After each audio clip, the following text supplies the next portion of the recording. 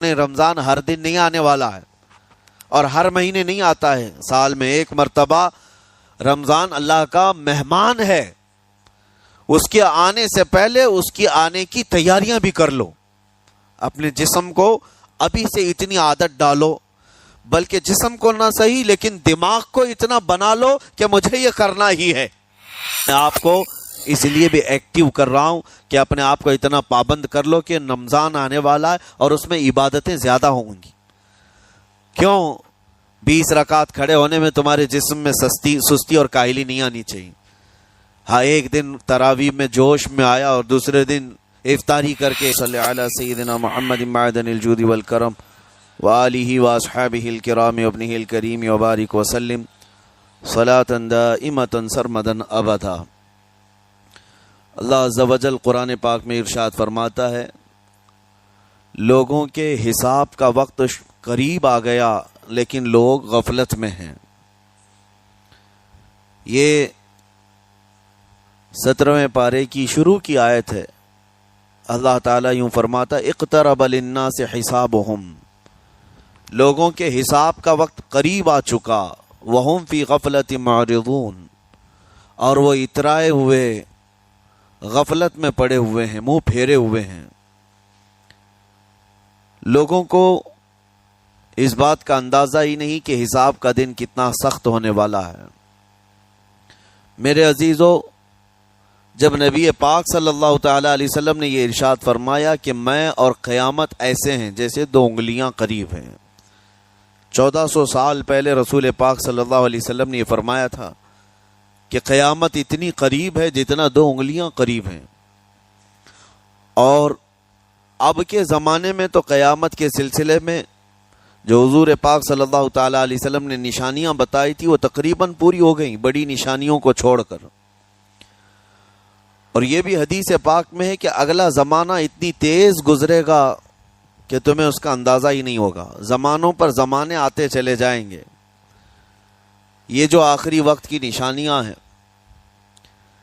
میں صرف مختصر سا ایک پیغام دوں گا. شعبان کا مہینہ ہے، یہ رسول پاک صلی اللہ تعالی علیہ وسلم کا مہینہ ہے، اور رمضان کے بعد سب سے زیادہ حضور پاک صلی اللہ تعالی علیہ وسلم کو روزے کی حالت میں کسی مہینے میں دیکھا گیا تو شعبان کا مہینہ. فرمایا گیا کبھی کبھار پورے شعبان کا مہینہ حضور صلی اللہ علیہ وسلم روزے سے رہتے، اور یہ ارشاد فرماتے کہ یہ مہینہ ایسا ہے جس میں سارے لوگوں کے اعمال اللہ کے حضور جاتے ہیں، پیش کیے جاتے ہیں. اور میرے آقا فرماتے ہیں اس حال میں میرے اعمال پیش کیے جائیں اللہ کی بارگاہ میں کہ میں روزے کے عالم میں ہوں. جب میرے اعمال پیش کیے جائیں اللہ کی بارگاہ میں تو میں روزے کی حالت میں ہوں. تو یہ شعبان کا مہینہ جو اب رمضان المبارک کے قریب کر رہا ہے، لیکن بعض بزرگوں نے یہ بھی فرمایا شعبان میں موتیں بھی کثرت سے ہوتی ہیں. لوگوں کا یہاں پر حساب کتاب 15ویں شعبان کو جو اب شب برات آنے والی ہے لکھ دیا جاتا ہے، سال بھر میں کیا کیا ہونے والا ہے، کتنے لوگ جانے والے ہیں. کئی لوگوں کی کتابیں بند کر دی جاتی ہیں. حدیث پاک میں یہ بھی ہے کہ فیصلہ اللہ تعالیٰ فرشتوں کے حوالے فرما رہا ہوگا. حالانکہ جب ہم ماں کے پیٹ میں تھے تبھی لکھ دیا گیا ہے کہ کتنی عمر ہے، لیکن فرشتوں کو جو ٹرانسفر کیا جاتا ہے سال میں ایک مرتبہ، اگلے سال ان کا کیا کیا ہونا ہے. اور حدیث میں ہے کسی کے متعلق فرشتوں کو یہ کہا جا رہا ہوگا کہ فلاں 1 مہینے بعد، 2 مہینے بعد، 1.5 مہینے کے بعد اس کی فلاں وجہ سے موت آئے گی، لیکن وہ بندہ شادی کی تیاری کر رہا ہوگا. وہ بندہ جس کے موت کا آرڈر جاری ہو چکا ہے، فرشتے لے چکے ہیں، وہ اپنے کاروبار کے اور اپنے گھر بار کے بنانے میں مصروف ہوگا. اسے اندازہ تک نہیں ہوگا کہ شعبان کے اس مہینے میں اس کی موت کا پروانہ نکل چکا ہے. اسی لیے میں عرض کر رہا ہوں قرآن کی آیت اقترب للناس حسابهم وهم فی غفلۃ معرضون. اللہ فرماتا ہے لوگوں کا حساب بہت قریب آ چکا جبکہ وہ غفلت میں پڑے ہوئے ہیں. اب جس زمانے میں آپ زندگی گزار رہے ہیں یہ اتنی تیزی سے آپ کے اوپر سے گزر جائے گا کہ آپ کو احساس تک نہ ہوگا. بلکہ ایک حدیث کا مفہوم یہ بھی ہے کہ جوان بوڑھے نظر آنے لگیں گے اور بچے جوان نظر آنے لگیں گے۔ وہ دور آئے آج، بچے تو ہمارے جوان ہو ہی چکے ہیں، جو 6 سال کے بچے ہیں، 5 سال کے بچے ہیں، جن کو حقیقت میں بچہ کہا جاتا تھا، اب کے زمانے میں وہ بچے ہی نہیں رہ گئے۔ 8 سال کے بچے وہ بچے ہی نہیں رہ گئے۔ ساری اسکولوں کے حالات ہمارے پاس آئے دن نئی نئی خبریں آتی ہیں۔ 3ری جماعت کا، 4تھی کلاس کا بچہ خطرناک قسم کے نشوں میں مبتلا ہے، جو بڑے بڑے جوان بھی نہیں کیا کرتے تھے۔ تو بچہ کہاں رہا؟ حضور پاک صلی اللہ تعالی علیہ وسلم نے فرمایا تھا بچے جوان لگیں گے اور جوان بوڑھے، اور جوانوں کی حالت یہ ہے کہ سارے مزے اپنے بچپن میں اتنے کر لیے کہ جوانی میں طاقت ہی ختم ہو گئی۔ 25 سال کی عمر میں ایسے لگتے ہیں جیسے کہ بوڑھاپا آ گیا، کمزوریاں آ گئیں۔ 30 سال پہلے کے دور میں 40 سال کو بھی جوانی کہا جاتا تھا، اب کے دور میں 40 سال تو بڑھاپا ہو گیا۔ 30 سال کی عمر کے بعد آج کے نوجوانوں کے جواب دینے لگ جاتے ہیں۔ اس کی وجہ یہ ہے کہ بچپن میں اپنے آپ کو برباد کر لیا، بچپن میں اپنے آپ کو ختم کر لیا۔ تو جو بچپنا تھا اس کو جوانی میں بتا دیا، اور جو جوانی ہے وہ بڑھاپے میں۔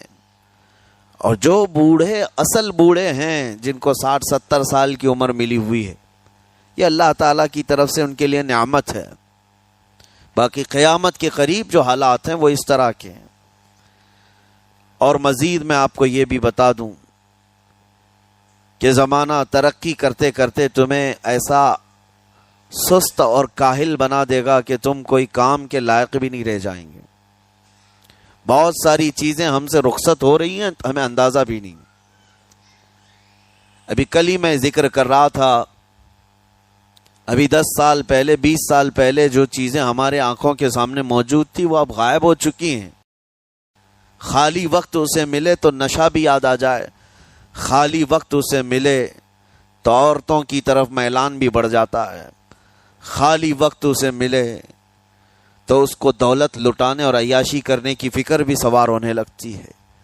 اپنے آپ کو کسی چیز میں مصروف کر لے، اور سب سے بہترین مصروفیت کیا ہے؟ اللہ اور اس کے رسول کا ذکر پاک ہے۔ یہ سب سے بہترین مصروفیت ہے کہ تم نے اپنے آپ کو اس میں مصروف کر رکھا تو اللہ تعالیٰ دنیا کی تمام مصروفیتوں سے تمہیں آزاد کر دے گا، برائیوں سے آزاد کر دے گا۔ قرآن میں رب تعالیٰ فرماتا ہے وَقَالُوا حَسْبُنَا اللَّهُ وَنِعْمَ الْوَكِيلُ، جنہوں نے یہ کہا ہمارا رب ہمارے لیے کافی ہے، ہمارا اللہ ہمارے لیے کافی ہے، اور کیا ہی بہترین مددگار ہے، کیا ہی بہترین وکیل ہے جس نے یہ کہا۔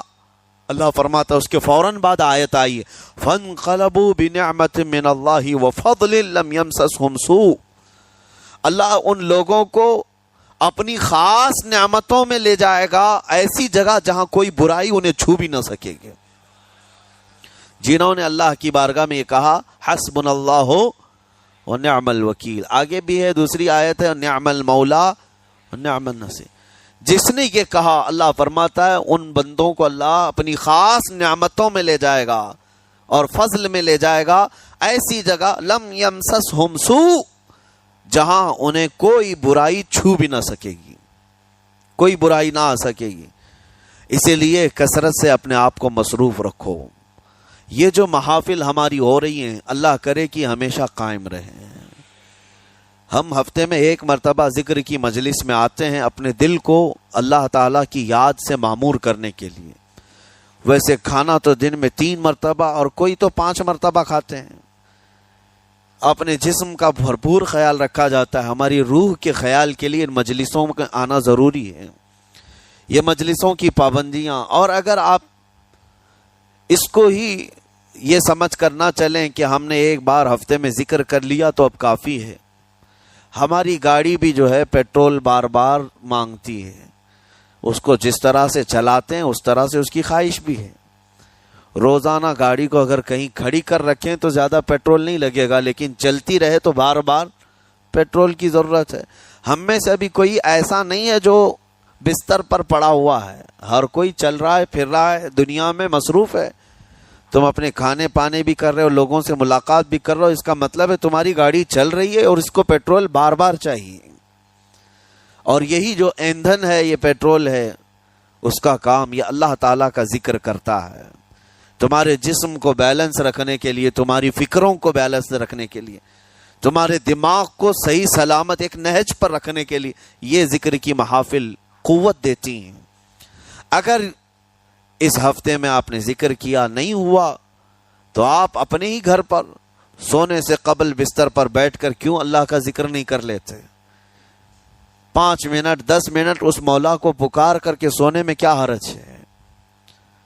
لوگ موبائل دیکھتے، گانے سنتے، فلمیں دیکھتے ہوئے سو جاتے ہیں، لیکن اللہ رب العزت کو یاد کر کے سونے والا، میرے عزیزو، قرآن میں مولا فرماتا ہے فَاذْكُرُونِي اذکرکم، اس کا وعدہ ہے تم مجھے یاد کرو میں تمہیں یاد کروں گا۔ اور اس کی تفسیر میں اللہ تعالیٰ کے اس قول میں، اس فرمان کی تفسیر میں بزرگوں نے فرمایا اللہ کیسے یاد کرتا ہے بندے کو؟ اللہ بندے کو کیسے یاد کرتا ہے؟ جب تم اس کی یاد میں مصروف رہے، اپنے آپ کو بزی کر رکھا، اللہ تمہیں کیسی جگہ یاد کرتا ہے؟ فرماتے ہیں مفسرین کہ بندہ تو لوگوں میں اللہ کو یاد کیا، اور اللہ بندے کو فرشتوں میں یاد کرتا ہے۔ فرشتوں کے درمیان تمہارا ذکر ہونے لگتا ہے کہ فلاں کا بیٹا فلاں آج میرا ذکر کر رہا تھا۔ آج محفل ذکر سے جتنے نکلیں گے، اللہ کریم ہمارا ذکر فرشتوں میں ضرور فرمائے گا، فرشتوں میں ضرور ذکر ہوگا کہ فلاں بندہ آج ذکر میں مشغول تھا۔ اور پھر یہ بھی فرمایا بزرگوں نے، مفسرین نے، کہ اللہ تعالیٰ وہاں یاد کرتا ہے جہاں فرشتے ہوں، فرشتوں کی محفل میں تمہارا ذکر۔ اور اس کے علاوہ یہ بھی فرمایا گیا کہ تم دنیا میں زندگی میں اسے یاد کرتے تھے، اور وہ تمہیں مرنے کے بعد قبر میں یاد کرے گا۔ جب دنیا تمہیں چھوڑ دیتی ہے تب اللہ تعالیٰ تمہیں یاد فرماتا ہے۔ فَاذْكُرُونِي أَذْكُرْكُمْ کا مطلب یہ ہے وہ تمہیں یاد فرمائے گا، لیکن اس کے لیے کثرت سے تم اللہ کو یاد کرو، اللہ کو یاد کرو۔ تو بہرحال میرے عزیزو، قیامت کی نشانیاں جو ہم نے آج مختصر آپ کے سامنے رکھی، وہ بہت تیزی سے تمہارے سروں پر آ رہی ہیں، اور تمہارے ہاتھوں سے بہت سارے کام اب چھن جائیں گے۔ ابھی آپ ترقیات میں خوشی سے بات کرتے ہوئے بیٹھتے ہیں نا، ڈسکس کرتے رہتے ہیں کہ سنا ہے ایسی کار آ رہی ہے کہ وہ اب بغیر ڈرائیور کے چلے گی، روبوٹ سے چلے گی۔ اس کو تو ہم خوشیوں میں ڈسکس کرتے ہیں کہ اچھا ایسا ہونے والا ہے۔ پہلے ایسا تھا کہ موبائل آپ بٹن کے دباتے تھے، کسی نے اگر خبر کر دیا کہ نہیں بعد میں صرف ٹچ کرنے سے آتا ہے تو آپ کہتے اچھا ایسا بھی آنے والا ہے۔ لیکن اب کوئی کہے تو آپ کو کوئی تعجب نہیں، ٹچ اسکرین، کوئی تعجب کی بات نہیں، بنا ڈرائیور کے گاڑیاں آ جائیں گی۔ اس طرح ہوتے ہوتے نظام زندگی اس قدر بدل جائے گا، اس قدر بدل جائے گا۔ آج میری یہ بات نوٹ کر کے رکھ لیں، زندگی باقی رہی تو 10 سال بعد انشاءاللہ ہم ملاقات کریں گے، اگر اللہ نے زندگی باقی رکھی، اور اس کے بعد پھر ہماری یہ باتیں میچ کر کے دیکھیں کہ کیا کیا ہوا ہے اور کیا کیا دنیا بدل چکی۔ اسی لیے میں کوئی بھوشمانی نہیں کر رہا ہوں، اور نہ ہی کوئی جوتش بابا ہوں، طوطا لے کر جو بیٹھتا ہے، یا تمہارے ہاتھوں کی لکیریں دیکھ کر کے کوئی فیوچر بولنے والا نہیں۔ مصطفیٰ کریم صلی اللہ تعالی علیہ وسلم کی احادیث سے جو قیامت کے قریب ہونے والے، رونما ہونے والے واقعات ہیں، میں ترجمانی کر رہا ہوں حضور کی حدیثوں کی، اس لیے کہ ہمیں پتا ہے دنیا کے سارے سائنسدان جھوٹ بول سکتے ہیں، مدینے والے کی بات جھوٹ نہیں۔ میرے آقا صلی اللہ تعالی علیہ وسلم کا فرمان جھوٹا نہیں ہو سکتا۔ اس لیے اگلا دور جو آ رہا ہے وہ بڑا سخت ترین ہے۔ اب آپ دیکھیں، محنت سے عاجز، ہر چیز سے محنت سے تمہیں نکال لینا ہے۔ میں نے تو لکھنے پڑھنے کی ایک مثال دی کہ تمہارے ہاتھوں سے قلم چلا جائے گا، تمہارے پاس سے کتابیں جو پرنٹ ہوتی تھی یہ بھی چلی جائیں گی، بس تم موبائل میں آڈیو کتابیں سنتے رہو، اور دور تو ایسا ہوگا کہ کچھ لکھنا بھی ہے وہ بھی ابھی آ ہی چکا ہے، وائس کمانڈ جو ہوتا ہے اس کو بولو وہ لکھ کر کے دے دے گا، تم اس میں موبائل میں جو بولو گے وہ ٹائپ بھی ہو جائے گا۔ تو جب آپ کے بولنے سے سب لکھ بھی جاتا ہے تو قلم اٹھانے کی ضرورت کیا ہے؟ قلم چھوٹ گیا تمہارے ہاتھ سے، یہ سب چیزیں چھوٹ جائیں گی آگے۔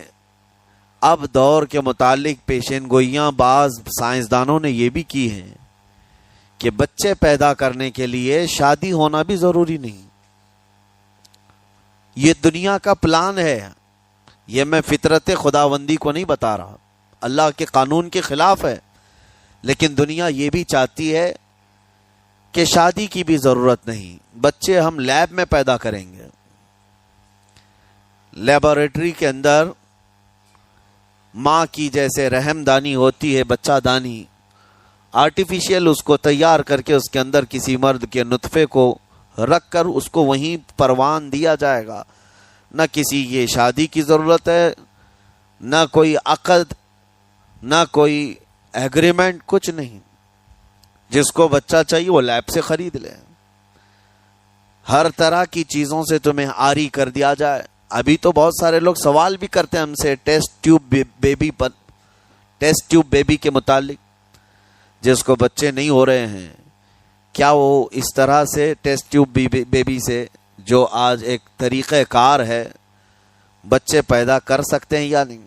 اس کے کئی طریقے ہیں سائنس میں کہ اسی مرد کا نطفہ اسی کی عورت میں رکھ کر کے اس کو پروان دیا جائے، اور بعض دوسرے طریقے کہ کسی دوسرے کا لا کر اس کی عورت میں رکھ دیا جائے، یہ تو سراسر حرام ہے، زنا ہے۔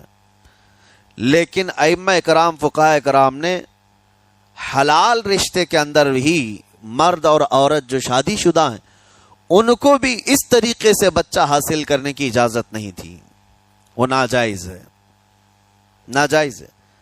بچے دینا یہ اللہ کی شان ہے۔ حضرت ابو ہریرہ رضی اللہ تعالیٰ عنہ حضور صلی اللہ علیہ وسلم کی بارگاہ میں حاضر ہوئے، عرض کرتے ہیں عرب والے لوگ عزل کرتے ہیں یا رسول اللہ، یعنی بچے نہ ہونا نہیں چاہیے کسی کو، تو پریکاشن لیتے تھے وہ لوگ، اس کا طریقہ کار ان کا الگ تھا عربوں کا، وہ انزال نہیں کرتے، اس سے پہلے جدا ہوتے۔ حضرت ابو ہریرہ رضی اللہ تعالیٰ عنہ نے حضور کی بارگاہ میں پوچھا کہ ایسا کیا کرنا کیسا ہے؟ نبی پاک صلی اللہ تعالیٰ علیہ وسلم نے ارشاد فرمایا اگر رب تبارک و تعالیٰ چاہے تو بھی بچے عطا کرے گا، کوئی عزل کر لے الگ ہو جائے، اگر مولا کو دینا ہو تو اس حال میں بھی اللہ تعالیٰ بچے عطا کرے گا، جو مولا بغیر باپ کے عیسیٰ پیدا فرماتا ہو۔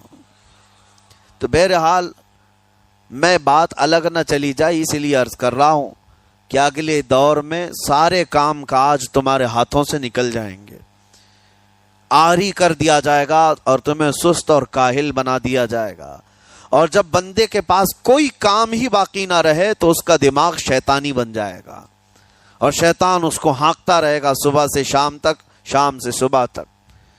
اور میں آپ کو بتا دوں دنیا یہ چاہتی ہے کہ رات کو دن بنا دے، یعنی کوئی رات کا تصور ہی نہ رہے، نہ اندھیرا ہے نہ ہی کوئی اس طرح کی تاریکی، بلکہ پورا ٹوٹل 24 آورز ایسا ہی اجالا دکھنا چاہیے، تمہاری نیندیں ختم ہو، کسی کے لیے بھی اندھیرا ہو گیا چلو سوئیں۔ یہ اللہ کے جتنے نظام ہیں اس سے یہ دنیا چھیڑ چھاڑ کرنے کی کوشش کر رہی ہے۔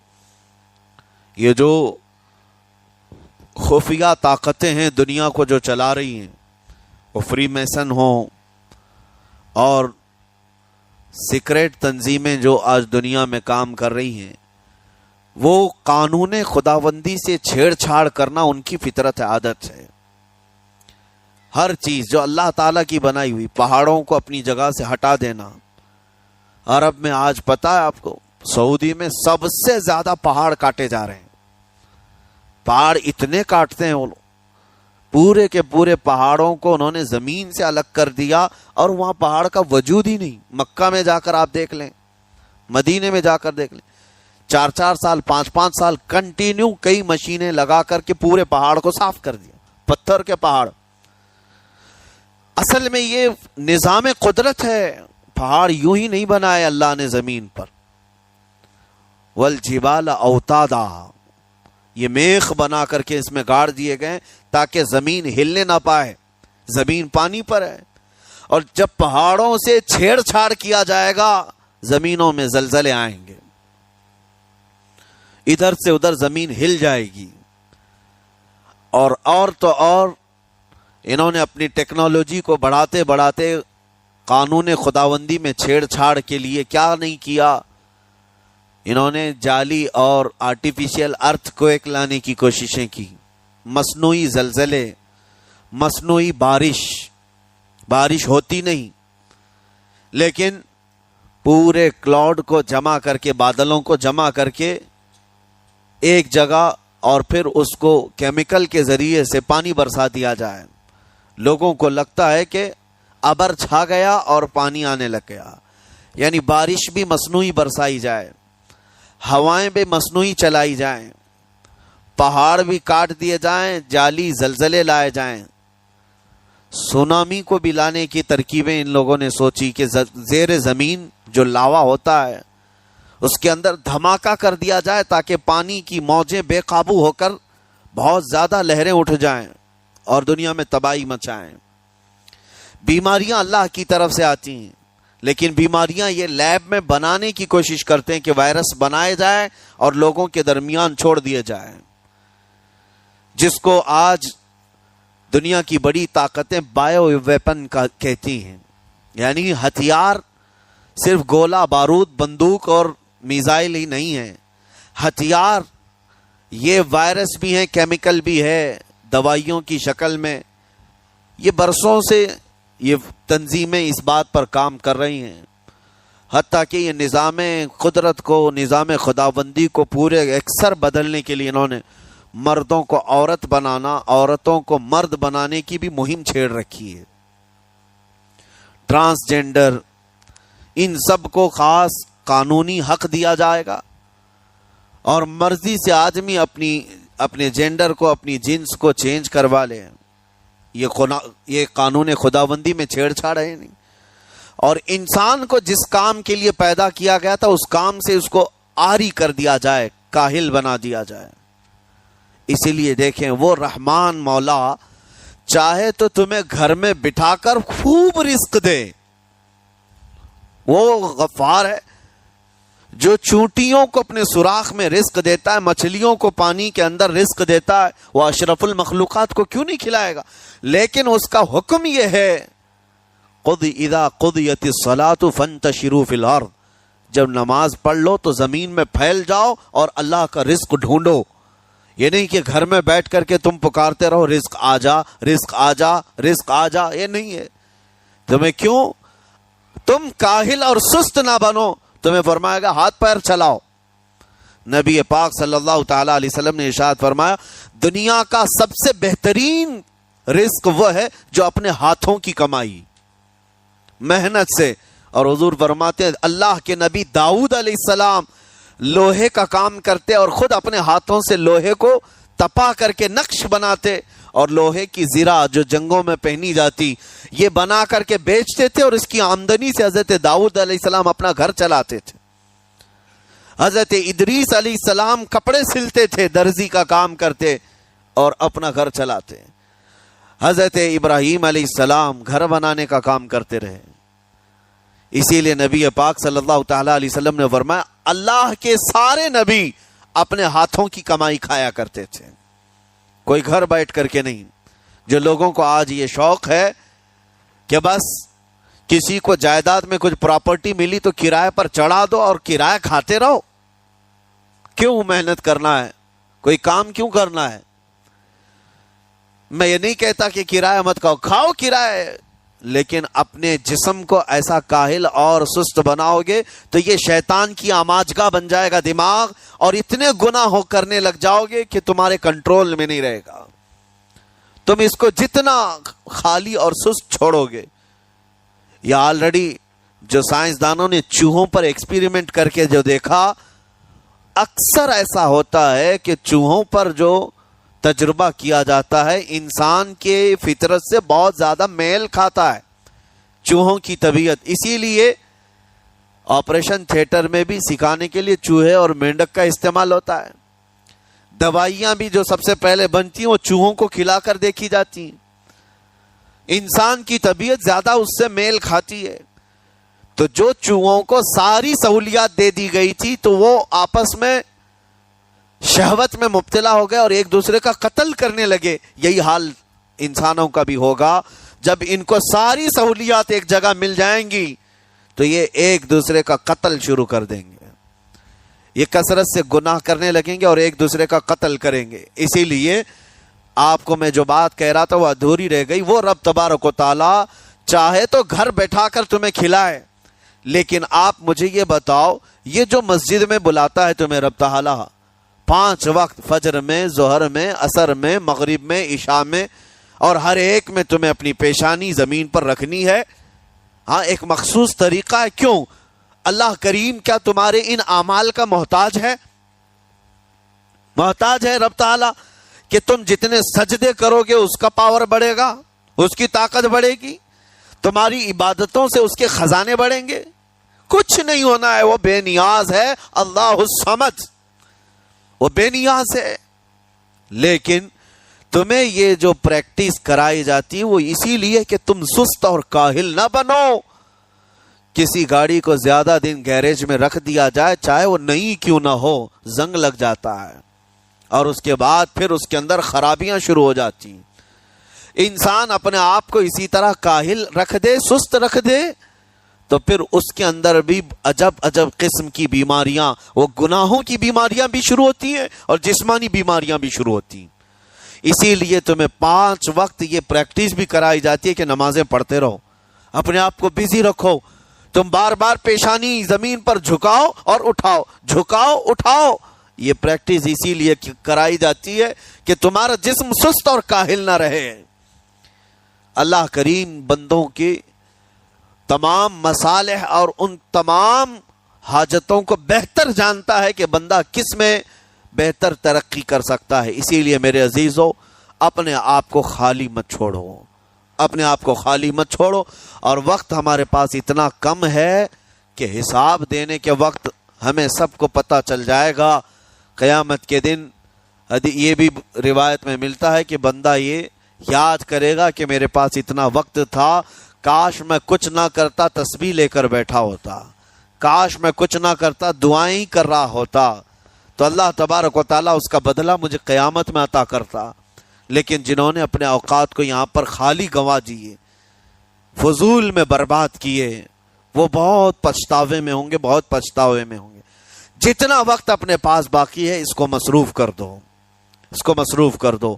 اللہ کریم ہم سب کو گزرے ہوئے تمام برائیوں کے کفارہ ادا کرنے کی توفیق عطا فرمائے. رب تبارک و تعالی ہمیں سستی اور کاہلی سے محفوظ فرمائے. میں آپ کو اس لیے بھی ایکٹیو کر رہا ہوں کہ اپنے آپ کو اتنا پابند کر لو کہ رمضان آنے والا ہے اور اس میں عبادتیں زیادہ ہوں گی. کیوں؟ 20 رکعت کھڑے ہونے میں تمہارے جسم میں سستی اور کاہلی نہیں آنی چاہیے. ہاں, ایک دن تراویح میں جوش میں آیا اور دوسرے دن افطاری کر کے خراٹے لینے لگ گیا, کھا کر کے پورا سو گیا, اور اس کے بعد پھر پتا چلا سیدھے شب قدر میں آیا ہے. تو رمضان المبارک کو بھی جن لوگوں نے ایسا برباد کیا وہ پچھتاتے رہ جائیں گے. اور کچھ نہیں, رمضان ہر دن نہیں آنے والا ہے اور ہر مہینے نہیں آتا ہے, سال میں ایک مرتبہ رمضان اللہ کا مہمان ہے. اس کے آنے سے پہلے اس کی آنے کی تیاریاں بھی کر لو. اپنے جسم کو ابھی سے اتنی عادت ڈالو, بلکہ جسم کو نہ صحیح لیکن دماغ کو اتنا بنا لو کہ مجھے یہ کرنا ہی ہے. یہ رمضان آئے گا تو میں ختم قرآن ضرور کروں گا, یہ رمضان آئے گا تو تراویح کی 1 رکعت بھی میری مس نہیں ہوگی, یہ رمضان آئے گا تو پورا قرآن میں تراویح میں ضرور سنوں گا.